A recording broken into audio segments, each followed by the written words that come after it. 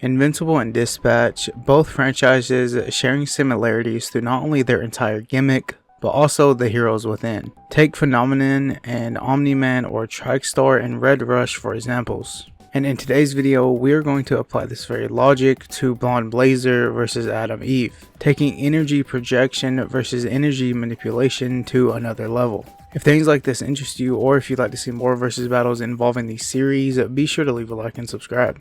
Without any more wait, let's discuss Eve versus Mandy. Eve's skill is interesting as she's not a notable character within the series people often talk about.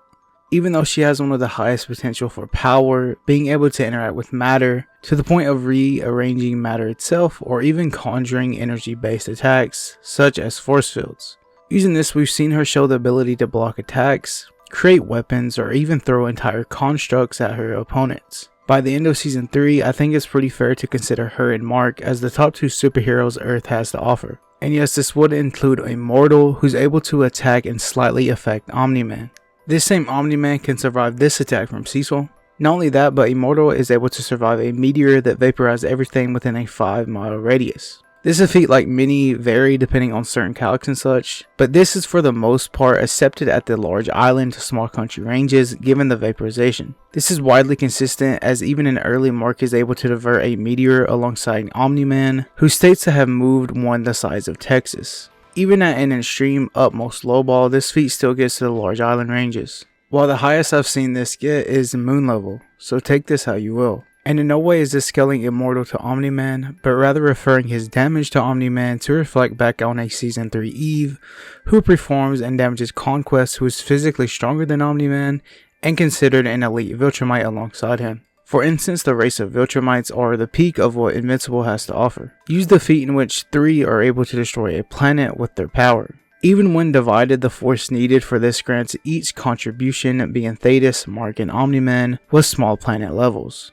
Take this in accordance with remarking the statement of Thrag claiming 37 Viltrumites could rip Earth in half, when Viltrum itself is give or take 2 times larger than Earth, with their gravity being 1.25 times higher than Earth's. This should be consistent for Eve to scale back to, given what I mentioned earlier, but also her later feats in which she's able to fight Viltrumite guards themselves, but her ability to hurt Conquest, who's around the same tier as Omni-Man, should be enough. It's also important to mention her abilities take a toll on her, given she requires immense concentration and cannot continue this level of power for too long with her mental blockade. Her power also acts higher than her durability, granting her their accolade of hurting opponents vastly superior than herself. But she would be able to increase her durability with armor creation and force fields alongside her overall stats without her mental blockade, which requires her to be under extreme stress to do so.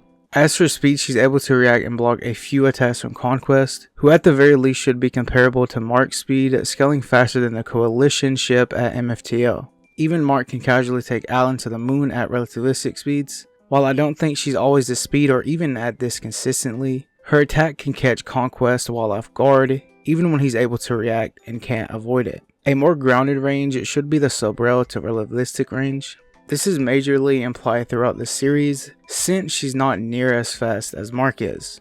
With all that said, how does this affect how does this compare to the Blonde Blazer from Dispatch? So when talking about Blonde Blazer, she doesn't actually have any standalone feats that can measure her power from. And to be honest, 90% of what I'm going to be talking about will mainly be based on assumptions and chain scaling from other characters, specifically Phenomenon. He as well doesn't have that many feats either, but he does have some very insane statements if you want to use his high-end scaling. He states that if he'd like to, he could absorb the energy of the entire sun and cast the world into darkness. Now this is still speculation because we've never really seen Phenomenon or really any Dispatch character do anything near this level, but to say this is completely inaccurate would not make any sense. If you are familiar with the game at all, you know it wouldn't really make any sense for him to just lie about something like that. And there's also the fact that there is a statement within the comics where it says if Phenomenon were to lose, it would require some type of alien that could devour the entire Earth in one bite, which implies that it would require some planetary level threat to even beat him, and that's just the bare minimum. And we know Blonde Blazer should at least be around this ballpark, as they always do fight together, and it is implied that she should be the strongest hero behind Phenomenon, which gives credence that Blonde Blazer could be in that planetary range at the very worst. And if you take that star statement at face value, then you can get Blonde Blazer to at least close to that level. If you don't take either statement as evident, then there is other routes you can scale from, such as Robert's Mecha Man suit exploding, which is around small town level, as well as Phenomenon Man's statement of having to move at supersonic speeds to fly to Tokyo. The kinetic energy needed to fly at that speed without immediately dying would require his AP and durability to be multi-city block level, which Blonde Blazer clearly implies she can move at that speed as well, to which in turn also makes her multi-city block level. Other than that, there are some other minor building level feats from the weaker side of the Z team that obviously Blonde Blazer would scale above, and to recap, I believe a low ball scale for Blonde Blazer is between multi-city block to small town level, given she is stronger than the Mecha Man suit, and her highest ranked estimate will be in the planetary range to star level, if she is actually relative to Phenomenon Man. Moving on to speed, this one is pretty straightforward. Like I said earlier, Phenomenon Man directly says that he and Blonde Blazer can move at supersonic speeds, and the fact we also literally see her dodge bullets, which lowballs her to supersonic plus. I'm not sure if there's any higher metas for her specifically. I know there is a statement which implies Chase can move at light speed, but even if that were true, I don't think anyone in Z team is moving that fast at all. So to my knowledge, at the very best I can give her is supersonic speeds. If there is any other speed feats or calcs that I missed in the game, be sure to let me know in the comments. Now finally talking about her kit, she doesn't really have anything notably crazy. She is just kind of a Captain Marvel clone that can shoot beams of energy and force fields, but these powers are strictly reliant on her amulet, which I can talk more later in the fight. Now that both Eve and Mandy has been scaled, the question remains, who wins? Well, at first glance, it should be obvious Eve holds the edge, whether it's AP, speed, or even down to the variabilities. Every attack Blonde Blazer would have to launch at Eve would be met with one of her barriers over and over, assuming an attack could pass or even land on Eve, giving Mandy the benefit of the doubt since Eve can enhance durability with her armor. Not to say Blonde Blazer doesn't have means to fortify and defend from attacks, but her reactions lack the conception to do so, and would ultimately be speed blitzed or one-tapped from Eve's blast. And so far, no one in Dispatch has shown the potential to avoid something like this, or even to survive an attack to this magnitude. However, things do lean to Blonde Blazer's favor, for a degree if we take the high-end scale, for her being that possibility of planetary range. Even then, it's hard to quantify her tier in those ranges, and given we've seen Eve damage some threats on this level, it's hard to assume Eve cannot also damage Mandy. But if you are to say she's in the higher tier of planetary, then yes, she could practically tank every attack from Eve, but Eve does have the means to bypass this using her matter manipulation. Looking at their fighting styles, for example, Mandy's stereotypical Superman fighting style that Eve has shown the capability of dealing with quite solidly, and the same can be said with Blonde Blazer. I mean, both are adaptable in their respective worlds of superheroes and villains, so as far as fight IQ and awareness goes, both are very well advanced. In the end, Eve's kit and physical stats bonus would be too much for Mandy to handle. Taking into account Blonde Blazer's amulet, which is the very core to her strength, Eve could unironically manipulate it, remove it, or even turn it into a table, withdrawing her entire ability to operate. Even if you take her higher scale, Eve is still faster, giving the accolade to still pull this off. Throwing structures, creating multiple weapons to attack Mandy with, or even gluing her feet to the ground. Eve still wins this quite consistently, and an attack from Blonde Blazer will probably just be deflected back at her face and necklace, or just be crushed or something. If you enjoy stuff like this, be sure to leave a like and subscribe. Maybe I'll make more videos on both franchises in the future, so turn on notice and be on the lookout for that. But until then,